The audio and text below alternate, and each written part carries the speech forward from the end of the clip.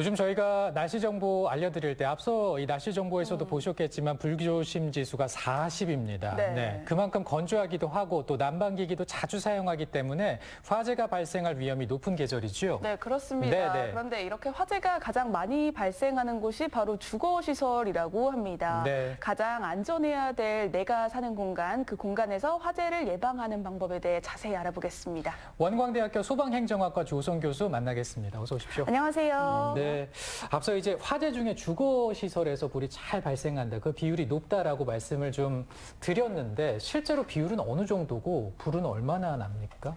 지난 10년간의 통계를 좀 살펴보면 네. 전체 화재 건수가 한 41만여 건 나거든요. 네. 그중에서 주택과 같은 주거시설에서 발생하는 화재의 비율이 한 26% 정도 됩니다. 그래요. 11만 건 정도가 이제 이야. 주거시설에서 발생하고 있고요. 굉장히 네네. 많은 숫자는 네. 해요. 그리고 그 이후 그 외에 보면은 뭐 산업시설이라든지 아니면 자동차나 철도 같은 차량에서도 일부 발생을 하고요. 네.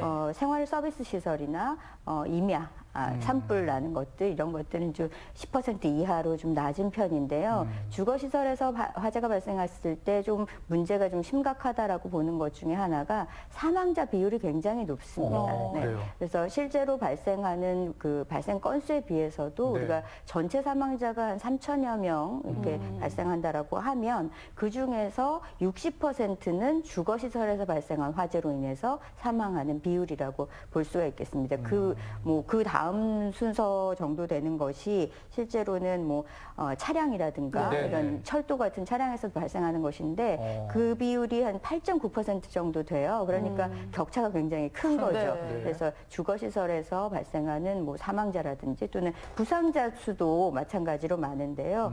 주거시설에서 발생하는 부상자 수가 전체 발생하는 화재로 인한 부상자의 한 43%를 차지할 정도로 굉장히 높은 비중을 차지하고 있습니다. 인적 피해가 크다는 것이 주거시설에서 화재가 발생했을 때 가장 피해가 확산되는 어려움이라고 하겠습니다. 네, 원인도 궁금한데요. 대부분이 부주의에 의한 것이라고 하는데 어떤 원인들 때문에 이렇게 화재가 많이 발생할까요? 보통 부주의에 의한 것이라고 하면 우리가 음식물 조리한다든지 담배꽁초, 화원을 방치해서 그냥 불이 나는 거, 이런 것들을 통틀어서 부주의에 의한 화재다라고 원인을 보고 있는데요. 최근 10년간에 발생한 주택 화재들 가운데서 부주의에 의한 것이 54% 정도 차지합니다.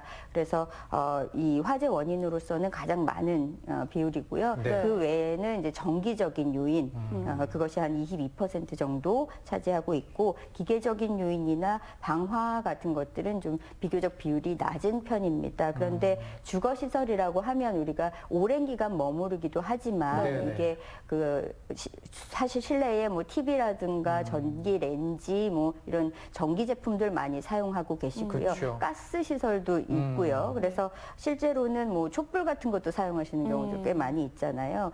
방이나 거실이나 화장실이나 어느 한 곳 할 것 없이 사실은 발화할 수 있는 물질들이, 에너지를 많이 가지고 있는 물질들이 굉장히 많이 있고, 그리고 이것이 불길이 한번 생기기 시작하면 장판이라든가 벽지, 커튼, 의류, 이렇게 집안에는 사실 불이 붙어서 옮겨갈 수 있는 물질들이 굉장히 많이 분포가 되어 있습니다. 그래서 잘 타는 물질들이 많이 있다라는 측면에서도 발화할 수 있는 경로가 매우 손쉽게 이루어질 수 있다. 그래서 실제로는 부주의한 것들이 직접적인 원인이 되지만 그것이 확산되는 속도도 굉장히 빠르다라고 볼 수가 있겠습니다. 그러네요. 네. 또 지난 성탄절에도 그 서울시 도봉구현 아파트에서 화재가 발생했었잖아요. 그래서 더욱더 이 화재 예방에 대한 관심도 크고 또 대피법에 대한 관심도 큰 것 같아요. 특히 아파트 같은 곳에서는 화재가 발생하면 특히 위로 올라가야 되는지 아래로 올라가야 되는지 배울 때마다 배우고 또 까먹고 헷갈리고 하거든요.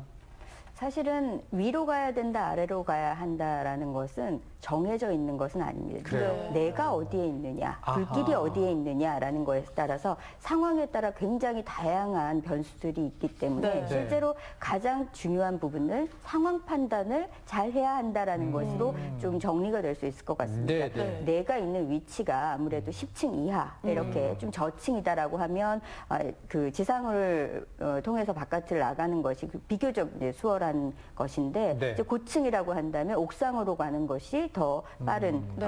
경로가 될 수가 있겠죠. 그렇겠네요. 외부로 나가는 내 위치를 좀 파악하시는 것이 좋겠고 네네. 그리고 불길이 어디 있느냐 이것이 굉장히 중요해요. 그래서 문 밖으로 나가는 것이 안전한지 혹은 베란다 쪽으로 나가는 것이 나의 그 대피를 위해서 빠른 방법인지도 좀 생각을 해 두시는 것이 좋습니다. 네. 요즘에는 건물의 구조가 굉장히 다양하기 때문에 일률적으로 판단하기가 어렵습니다. 그래서 내가 거주하고 있는 시설에 대해서 좀 관심을 가지는 그런 부분들도 필요하고요. 대피 방법도 미리 좀 알아두시는 것이 좋겠습니다. 고층에선 마찬가지로 연기나 이런 데 질식할 위험이 있기 때문에 옥상으로 가는 것이 바람직하고 또한 연기나 불길이 번질 위험이 있다라고 하면 사실은 그 방화문이 열려 있다라는 게 굉장히 큰 문제가 되거든요. 네. 평소에 계단으로 가는 통로에 문 열려 있는 거 많이 보실 것 같아요. 맞아요. 방화문이 열려 있게 되면 연기나 불길이 그쪽으로 옮겨가기도 하지만 우리가 거기를 대피 통로로 쓰기 위해서는 오염된 공기가 있으면 안 되잖아요. 되죠. 그런데 그것이 오염될 가능성이 굉장히 높아지죠. 통로 역할을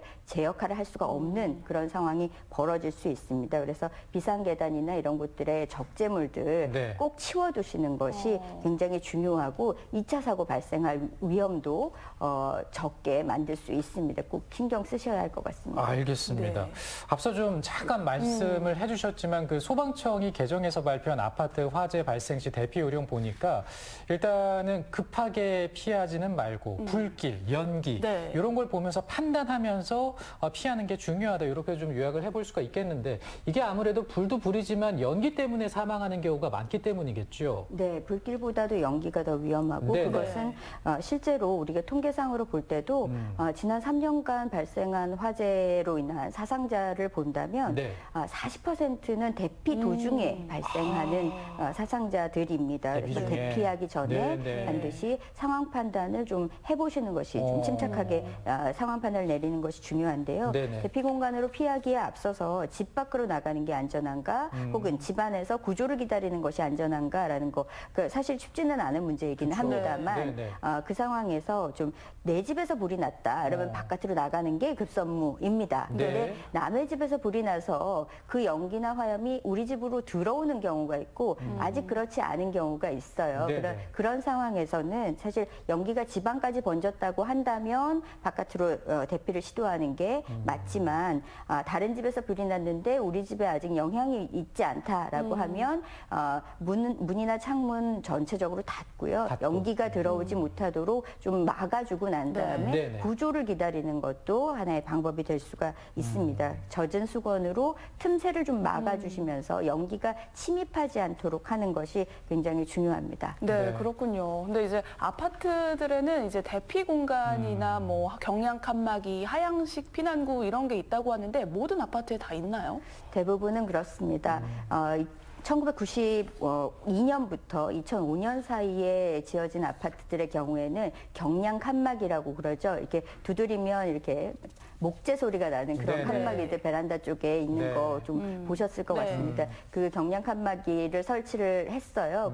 그것은 이제 망치나 발로 이렇게 부수면 자연스럽게 이제 부서지도록 되어 있는 구조거든요. 옆집으로 피난할 수 있게 네. 만드는 그런 것이고요. 2005년 이후에 지어진 아파트들의 경우에는 공간을 따로 분리를 해서 그래요? 여기 대피 공간을 마련을 해뒀거든요. 여기 안에는 전등, 휴대용 조명, 그리고 왕강기가 설치가 되어 있습니다. 왕강기는 사실은 11층 이상 높이에서는 사용할 수 없기 때문에 그것은 이제 저층부에 네. 주로 설치가 되어 있는데요.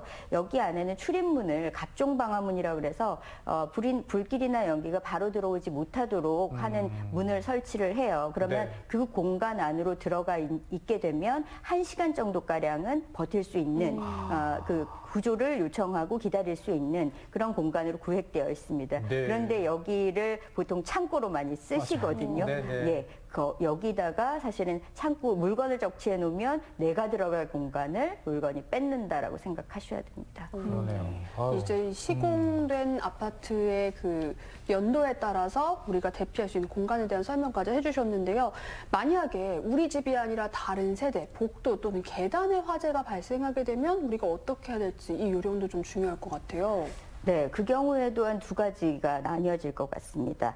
남의 집에서 불이 났는데 우리 집으로 연기가 들어오는 경우, 그렇지 않은 경우 이렇게 나뉘어질 수가 있겠죠. 집 안으로 연기가 들어온다라고 한다면 대피나 구조 요청하는 것이 바로 이루어져야 될 것이고 네네. 연기가 아직 들어오지 않는다라면 그 아까 말씀드린 것처럼 전체적으로 출입문을 막고 대기하시는 것이 중요한데요.